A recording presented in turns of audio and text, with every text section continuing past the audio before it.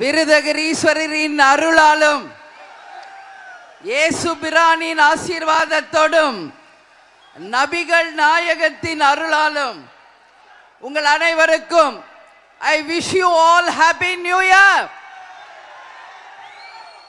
இன்றைக்கு கடலூர் மாவட்டம் பாசார் கிராமத்திலே நடந்து கொண்டிருக்கும் மக்கள் உரிமை மீட்பு மாநாடுக்கு கலந்து கொள்ள வந்திருக்கும் எங்களுடைய கழக நிர்வாகிகளே, மேடையிலே வீற்றிருக்கும் அனைத்து நிர்வாகிகளே, அவைத்தலைவர், கழக கொள்கை பரப்பு செயலாளர், பொருளாளர், அதே போல தலைமை கழக செயலாளர், எங்களுடைய துணை செயலாளர்கள், மாவட்ட செயலாளர்கள், அனைத்து ஒன்றிய நகர பேரூர் கழக கிளை கழக நிர்வாகிகள், இந்த மாநாட்டை சிறப்பிக்க தமிழகம் முழுவதும் இருந்து வந்திருக்கும் எங்களுடைய அனைத்து மாவட்ட கழக செயலாளர்களுக்கும், ஒன்றியம் நகரம் பேரூர் கிளை கழக நிர்வாகிகள், தொண்டர்கள், என் அன்பு மகளிர் அணி சகோதரிகளுக்கும், பொதுமக்களுக்கும் கேப்டன் சார்பாகவும் தேசிய முற்போக்கு திராவிட கழகத்தின் சார்பாக என்னுடைய பணிவான வணக்கங்களை நான் தெரிவித்துக் கொள்கிறேன்.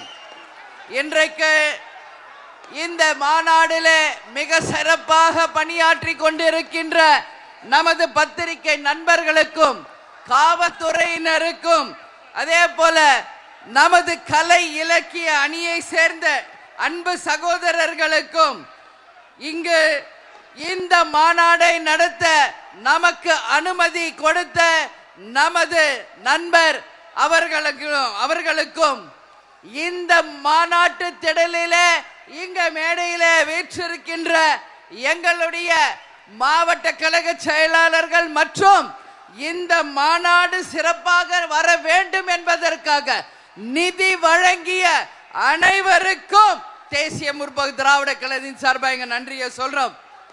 இங்க இந்த மாநாடு ரசிகர் மன்றமாக ஆரம்பிச்சு இன்னைக்கு தேசிய முற்போக்கு திராவிட கழகமாக இருக்கிறது.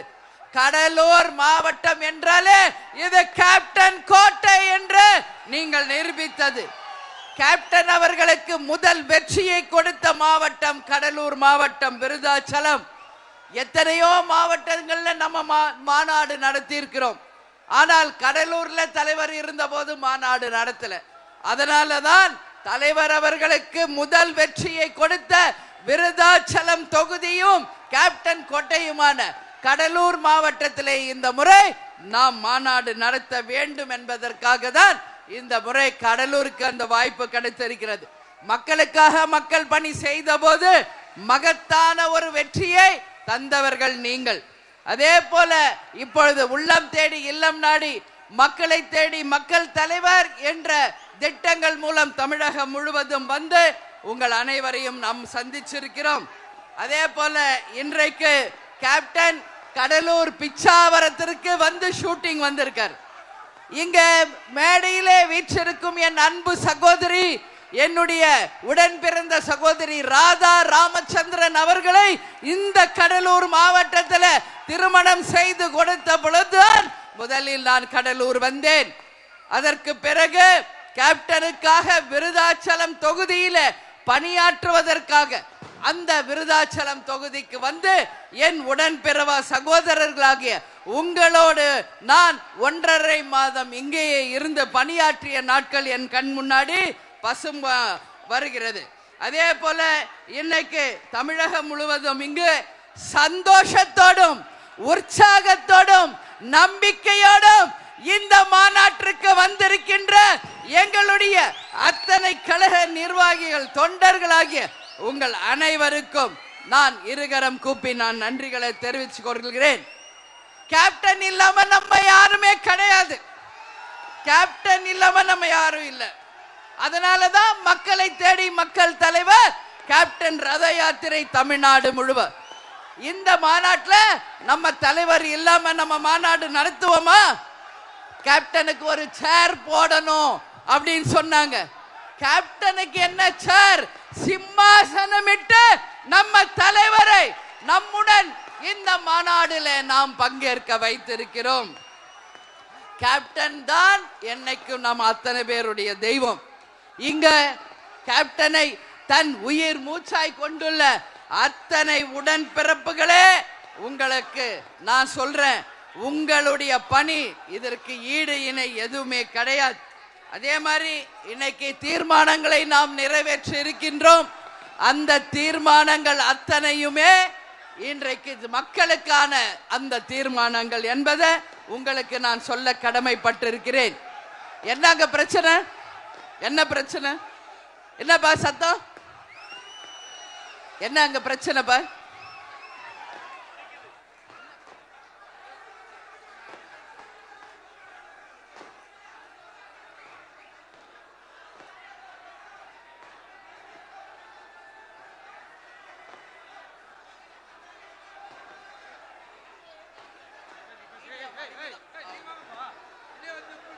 தள்ளுங்கப்பா. மறைக்கிறாங்கன்னு தான் கத்துறாங்க. மறைக்காதீங்க தயவு செய்து. எங்கள் கழக நிர்வாகிகள் தொண்டர்களை பார்க்கறதுல இருந்து நீங்க யாரும் தயவு செஞ்சு மறைக்காதீங்க.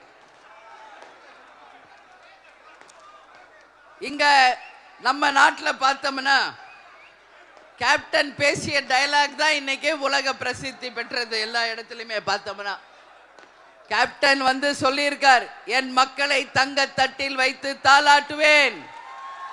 என் மக்களுக்கு இணை யாரு? உங்களோட தான் நான் இருப்பேன். கேப்டன் எங்கேயும் போலப்பா, நான் உங்களில் கேப்டனை பார்க்கிறேன். உங்கள் ஒவ்வொருவரிலும் நம்ம கேப்டனை நான் பார்க்கிறேன். நம்ம கேப்டன் நம்ம கூட தான் இருக்கிறார் என்பதை உறுதியோடு நீங்க எல்லாரும் நம்பணும். நம்ம கூட தான் தலைவர் இருக்கிறார் என்பதை சொல்றேன். அதே மாதிரி இங்க நம்ம தலைவர் எப்படி ஒரு தலைவராக இருக்க வேண்டும் என்பதற்கு இலக்கணமாக வாழ்ந்தவர். அவர் காட்டிய அன்பு, பாசம், அதே போல கனிவு, ஏழை பணக்காரர் என்ற பாகுபாடு இல்லாம அத்தனை பேரையுமே சமமாக அவர் போற்றியதுதான் இன்னைக்கு அவரை ஒரு சிறந்த தலைவராக கொண்டு வந்திருக்கிறது. ஒரு பெண்களை மதிக்கக்கூடிய ஒரு உன்னதமான தலைவராக வாழ்ந்தவர் நமது கேப்டன் அவர்கள். அதற்காக தான் பெண்கள் இந்த நாட்டின் கண்கள் என்று திட்டங்களை பெண்களுக்காக கொண்டு வந்தவர் கேப்டன் அவர்கள். அதனாலதான் சொல்றேன், நம்ம தலைவருக்கு இணை எந்த தலைவரும் இல்லை. நமது தேசிய முற்போக்கு திராவிட கழகத்திற்கு இணை எந்த கழகமும் இல்லை. நம்ம தலைவர் எங்கும் போல நம்மளுடைய கோயம்பேடு அலுவலகத்தில் நம்ம தலைவர் விதைக்கப்பட்டிருக்கிறார். அவர் புதைக்கப்படவில்லை. தலைவர் அவர்கள் விதைக்கப்பட்டிருக்கிறார். அதனால இன்றைக்கு நான் வந்து நேத்துல இருந்து சென்னையில இருந்து வரும்பொழுது வரைக்கும் நான் பார்க்கிறேன், தமிழ்நாடு முழுக்க இன்னைக்கு கொடிகள் அமைத்து, பேனர்கள் அமைத்து, பேட்ஜ் அமைத்து, எங்கு பார்த்தாலும் வழி நடுக்க வரவேற்பு கொடுத்து, இன்றைக்கு நீங்கள் அனைவரும் சொந்தமாக வாகனங்களை வைத்து நீங்களே உணவு கொண்டு வந்து இன்னைக்கு இந்த மாநாட்டை சிறப்பிச்சிருக்கீங்கன்னா, தமிழ்நாட்டில் தேசிய முற்போக்கு திராவிட கழகத்திற்கு இணை வேறு எந்த கட்சியுமே கிடையாது. வேற எந்த கட்சியிலாவது இது நடக்குமா? காசு கொடுக்கணும், 100 கொடுக்கணும், பீரு கொடுக்கணும், சோறு கொடுக்கணும், வண்டி கொடுக்கணும், புடவை கொடுக்கணும், வேட்டி கொடுக்கணும். அத்தனையும் கொடுத்தா கூட எங்கேயுமே கூட்டம் வர்றதில்லை. ஆனா எதுவுமே கொடுக்காமல் கேப்டன் என்ற ஒற்றை சொல்லுக்கு அந்த அன்புக்கு வந்தவர்களாகிய உங்களை நான் இருகரம் கூப்பி இந்த நேரத்தில் வணங்குறேன். ஏதோ 20 வருஷம் ஆயிடுச்சு இந்த கட்சி அவ்வளவுதான் அப்படின்னு பேசின அத்தனை பேரும் இன்னைக்கு பாசார் கிராமத்தை பாருங்க. ஆல்மோஸ்ட் 9:30 இங்கிருந்து பார்க்கிற கடை என் கண் பார்வை தெரியும் வரை வெறும் கைகள் தான் தெரிகிறது. எல்லாம் சொந்த காசு செலவு பண்ணி அவங்களே வண்டி வச்சு சாப்பாடு வச்சு இன்னைக்கு வரைக்கும் வருகிறார்கள் என்றால் அதுதான் கேப்டன் தொண்டர்கள், அதுதான் தேசிய முற்போக்கு திராவிட கழகம். இதற்கு இணைய வேற எந்த கட்சியாவது காமிக்க முடியுமா? ஒரு உதாரணம், ஒரே ஒரு உதாரணம் காமிக்க முடியுமா? அதனால சொல்ற, தேமுதிகவை பற்றி ஏளனமா பேசுறது, தரக்குறைவா பேசுறது, அது எந்த கொம்பனா இருந்தாலும் சரி, எங்க நாங்க பேச தேவையில்லை, எங்க தொண்டர்கள் போதும் உங்களுக்கு பதிலடி கொடுத்து உங்களை தவிடுபொடி ஆக்குவார்கள் என்று கேப்டன் இந்த கட்சியை ராணுவ கட்டுப்பாடுக்கு இணையா வளர்த்திருக்கார். நியாயமான கட்சி, உண்மையான கட்சி, நாட்டுக்கும் தேசத்திற்கும் உண்மையாக உழைத்து கொண்டிருக்கிற கட்சி நம்ம கட்சி. அதனால இந்த கட்சியை பார்த்து யாராவது தப்பா பேசுனீங்கன்னா நான் சொல்றேன், கடவுள் என்று ஒருத்தர் இருக்கிறார், நிச்சயமாக எங்க தொண்டர்கள் வழியில் உங்களுக்கு பதில் அடி கிடைக்கும் என்பதை இந்த நேரத்தில் நான் சொல்ல கடமைப்பட்டிருக்கேன். இன்னைக்கு என்ன நாள் தெரியுமா? 1971 இந்திய சட்டமன்ற நம்மளுடைய ஜார்ஜ் புனித கோட்டையில சட்டமன்றம் ஆரம்பிக்கப்பட்ட நாள். ஐநா சபையில தலையகம் அமைக்கப்பட்ட நாள். இன்னைக்கு எத்தனையோ வரலாறுகள் இந்த நாள்ல இருக்கிறது. சேலத்தில் நடந்த மக்கள் உரிமை மீட்பு மாநாடு 2.1 அது அங்க நடந்தது. அதே நாள்ல இன்னைக்கு மக்கள் உரிமை மீட்பு மாநாடு 2.0 இன்னைக்கு கடலூர் பாசார் கிராமத்தில் நடக்குது. இந்த மாநாடு அத்தனை மக்களின் உரிமைகளை மீட்டெடுத்து தமிழ்நாட்டில் தன்னிகர் இல்லாத ஒரு கட்சியாக நிச்சயமாக நிலைத்து நிற்கும் என்பதை இந்த நல்ல நாள்ல நான் சொல்ல கடமைப்பட்டிருக்கிறேன். தேர்தல் வந்தால் எவ்வளவு சீட்டு, எவ்வளவு பேரங்கிறீங்களே, என்ன பேரம்? நான் ஒரு விஷயம் சொல்றேன், நான் பேசுவேன். யார்கிட்ட பேசுவேன்? எங்க மாவட்ட செயலாளர்கிட்ட பேசுவேன், எங்க நிர்வாகிகள் கிட்ட பேசுவேன், கடைகோடியில் இருக்கும் எங்கள் தொண்டர்கள் கிட்ட பேசுவேன். நம்ம யாரோட கூட்டணி வைக்கணும்னு உங்க கிட்ட பேசுவேன். நீங்க யார் விரல் காட்டுறீங்களோ அவங்களோட தான் கூட்டணி என்பதை இந்த நேரத்தில் உறுதியாக சொல்ல நான் கடமைப்பட்டிருக்கிறேன். யாரோடைய பேசுறோன்றீங்களே, புரிஞ்சுக்கங்க. முதல்ல தேமுதிக பேசுதுன்னா இங்க மேடையில் இருக்காங்களே எங்க மாவட்ட கழக செயலாளர்கள், நிர்வாகிகள், தொண்டர்கள், கூட்டணியை பத்தி அவங்க கிட்ட தான் நான் பேசுவேன். வேற யாருகிட்டயும் அவங்க ஒப்புதல் இல்லாம இன்னைக்கு இல்ல என்னைக்குமே உங்க அண்ணி உங்கள் அம்மாவா இருந்து நான் சொல்றேன், பேச மாட்டேன். அன்னைக்கு கூட தலைமை கழகத்துல மாவட்ட கழக செயலாளர்கள் அனைவரையும் அழைச்சு அந்தந்த மாவட்டத்திலே கலந்தாலோசனை செய்து உங்கள் மனதிலே இருக்குவதை, உங்களுடைய எண்ணம் என்ன என்பதை அந்த மாவட்டத்தின் பிரதிநிதிகளாக, அந்த மாவட்டத்தின் தலைமையாக மாவட்ட கழக செயலாளர்களிடம் இந்த முறை நாம் யாருடன் கூட்டணி அமைக்க வேண்டும் என்று அவர்களிடமே கொடுத்து அவர்கள் எழுதி கொடுத்தது. இன்றைக்கு வரைக்கும் என்னை தவிர ஒரு ஆள் கூட தலைமை கழகத்தில் அதை பார்க்கல. உங்கள் எண்ணம் என்னவோ அதே மாவட்ட செயலாளர்கள் எண்ணம், அந்த எண்ணம் என்னவோ என்னிடம் அதை ஒப்படைச்சிருக்காங்க. நான் ஒரு விஷயம் மட்டும் சொல்றேன், இன்னைக்கு தேமுதிக இல்லாமல் யாரும் ஆட்சி அமைக்க முடியாது.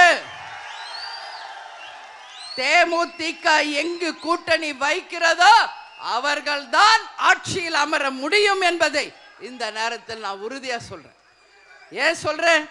இது ஜாதி, மதம், இனம், மொழிகளுக்கு அப்பாற்பட்ட ஒரு கட்சி, மக்களை நேசிக்கின்ற ஒரு கட்சி. இங்க முன்னாடி வச்சிருக்கமே சாதாரணமா இந்து கோவில், இஸ்லாமுடைய கோவில், அதே போல சர்ச், இது எங்க நடக்கும்? தலைவர் சொல்வார், நாம் இவ்வளவு பேர் இருக்கமே, நாம் விடுகின்ற மூச்சு காற்றுல ஜாதி இருக்கா, மதம் இருக்கா, நமக்குள்ள ஏதாவது பாகுபாடு இருக்கா என்று தலைவர் அவர்கள் சொல்வார். அதேதான் உங்க அன்னையினுடைய எண்ணம். நமக்குள்ள எந்த பாகுபாடுமே கிடையாது. ஏழை பணக்காரர் என்கின்ற பாகுபாடு கிடையாது. அனைவருக்கும் சமமாக உணவு, அனைவரையும் சமமாக அன்பாக நேசிக்கின்ற அந்த கொள்கைகளை தான் தலைவர் நமக்கு சொல்லி கொடுத்துட்டு போயிருக்கார். அதுவே நம்மளுடைய இறுதி கொள்கை என்பதையும் உங்ககிட்ட சொல்றேன். என்ன கொள்கை என்ன கொள்கைன்னு எல்லாம் கேட்கிறவங்களுக்கு பதில் ஏன் தொண்டர்கள் நீங்க சொல்லுங்க.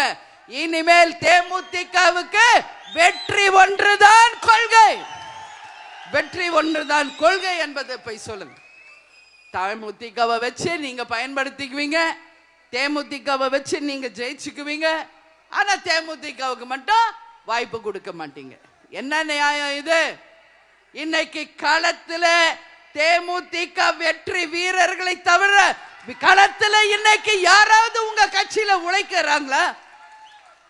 அந்த தலைவர் நமக்கு சொல்லி கொடுத்தது போல அந்த கூட்டணி தர்மத்தை மதித்து கள வீரர்களாக இளைஞர்களாக மக்களுக்காக தலைமை எடுக்கும் முடிவுக்கு கட்டுப்பட்டு எதையும் எதிர்பாராமல் எந்த ஆசாபாசங்களுக்கும் அடிபணியாமல் அந்த நேர்மையோடு உண்மையோடு உழைக்கின்ற ஒரே கள வீரர்கள் தேசிய முற்போக்கு திராவிட கழகத்தை சேர்ந்த எங்களுடைய வீரர்கள்.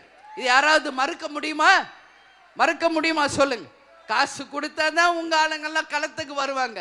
காசு இல்ல, கேப்டனும் அந்நியாரும் ஒரு முடிவு எடுத்து அறிவிச்சா போதும் கள வீரர்களாக அந்த களத்தில் இறங்கி பணியாற்றுகின்ற வெற்றி வீரர்களாக இன்னைக்கு தேமுதிக தொண்டர்கள் தான் இருக்காங்க. அதனால சொல்ற இது வெற்றி பெற்ற கூட்டணி அமைத்த கட்சிகளுக்கு தெரியும். உண்மையிலே நாங்கள்லாம் இன்னைக்கு ஜெயிச்சிருக்கோம்னா அதற்கு காரணம் தேமுதிக என்று அத்தனை பேர் வந்து சொல்றாங்க. இங்க மேடையில வீட்டு இருக்காங்களே எங்க மாவட்ட செயலாளர்கள், இவங்க எல்லாம் யார் மாவட்ட செயலாளர்களா?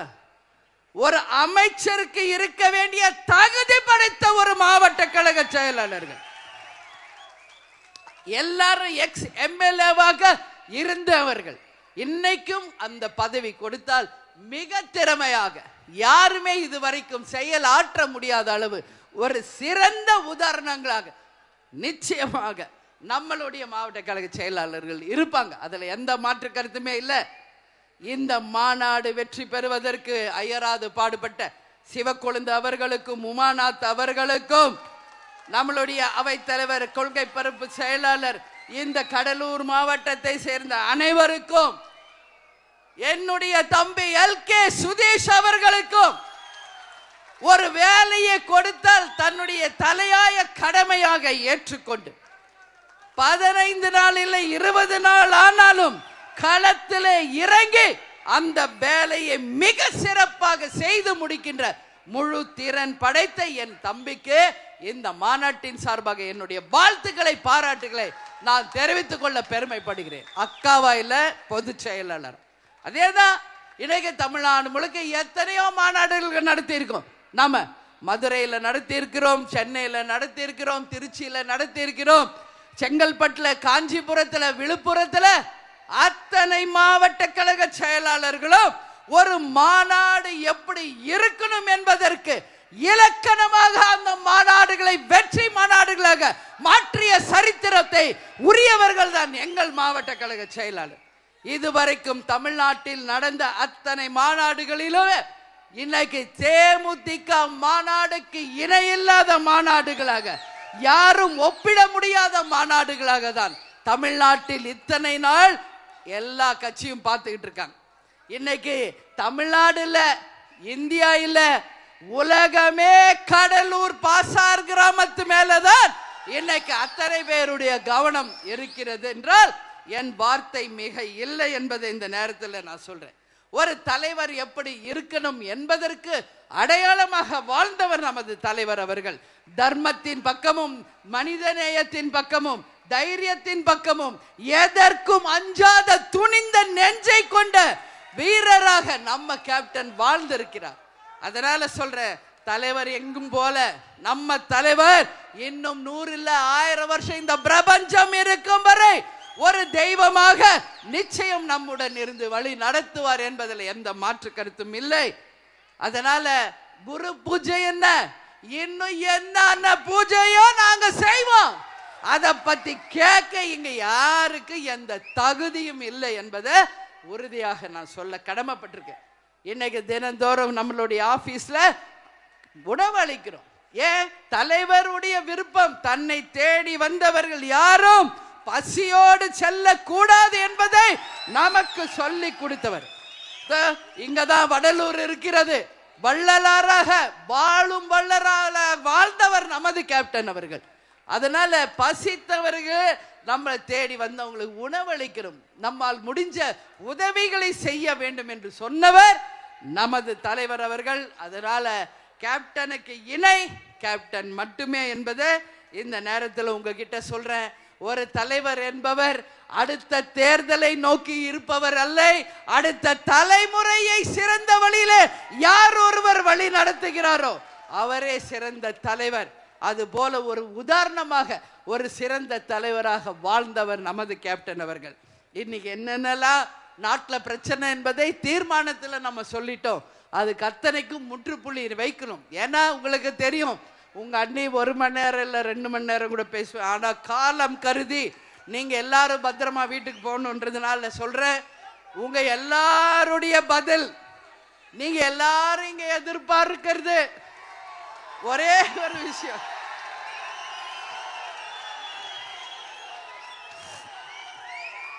மேடையில் இருக்க எங்க மாவட்ட செயலாளர் நிர்வாகிகள் எங்கள் தொண்டர்களை விட பத்திரிகை நண்பர்கள் ரொம்ப ரொம்ப ஈகராக அதுக்காக வெயிட் பண்ணிட்டு இருக்கீங்க.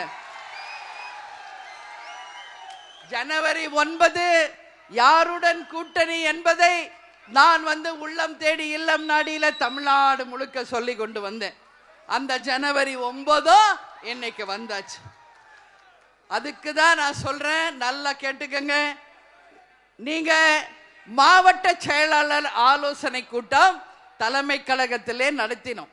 அவர்கள் அத்தனை பேரும் தங்கள் கருத்துக்களை ஒளிவு மறைவு இல்லாமல் நாம் யாருடன் கூட்டணி வைக்க வேண்டும் என்பதை அவர்களுடைய கருத்தோட உங்களுடைய ஆலோசனையாக வழங்கி இருக்கிறார்கள்.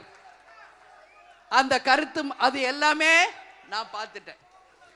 யாரெல்லாம் என்னெல்லாம் எழுதியிருக்கீங்க என்பதை நான் மட்டுமே தனியாக அமர்ந்து பார்த்தேன். விஜய் பிரபாகர் கூட சொன்னார் பாத்தீங்களா, யாரோட கூட்டணி அமைக்க போறோம்னு.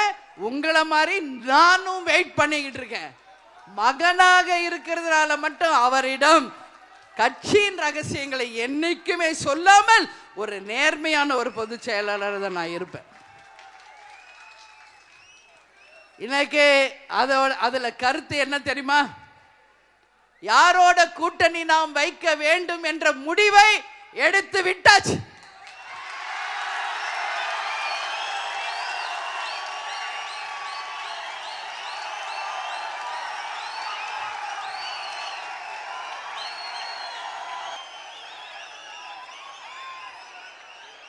ஆனால் அதை இந்த மாநாட்டில் அறிவிக்க வேண்டுமா என்பதுதான் கேள்வி. அது ஏன் சொல்றேன்றதை நீங்க புரிஞ்சுக்கணும். நான் ஏன் அதை சொல்றேன்றதை நீங்க புரிஞ்சுக்கணும். நம்ம மாவட்ட கழக செயலாளர்கள் அவங்க கருத்து என்று ஒரு காலம் நம்ம கொடுத்திருந்தோம். அந்த காலத்தில் அனைத்து மாவட்ட கழக செயலாளர்களும் தலைமை கழக நிர்வாகிகளும் சொன்னதை உங்களிடம் சொல்கிறேன். இன்று வரை தமிழகத்தில் எந்த கட்சியும் கூட்டணியை அறிவிக்கவில்லை. இந்த நிமிஷம் வரைக்கும் எந்த கட்சியுமே கூட்டணி அறிவிக்கல. இவங்க தான் எங்க கூட்டணின்னு சொல்லல.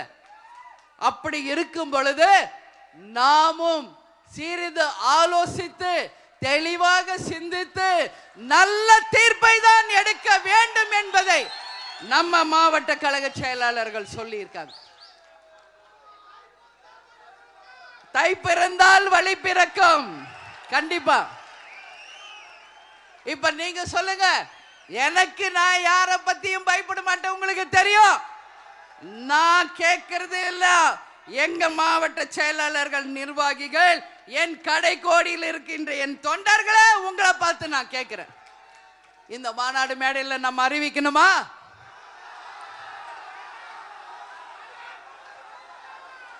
அறிவிக்கணுமா? அறிவிக்கணுமா?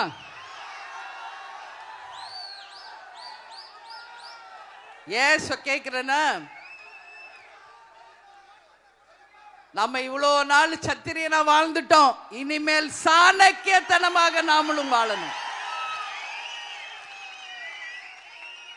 இன்னைக்கு ஆண்ட கட்சியும் ஆளுங்கட்சியுமே யார் யாரெல்லாம் கூட்டணி என்று அறிவிக்காத போது, அந்த கூட்டணியிலே யார் யார் அங்கம் வகித்து இருக்கிறார்கள் என்று சொல்லாத போது, மத்திய மாநில ஆட்சியில் இருப்பவர்கள் சொல்லாத போது, நாம மட்டும் எதற்காக முந்திரி கொட்ட மாதிரி அவசரப்படணும்? நாமும் நின்று நிதானமா யோசிச்சு அடிப்போம்.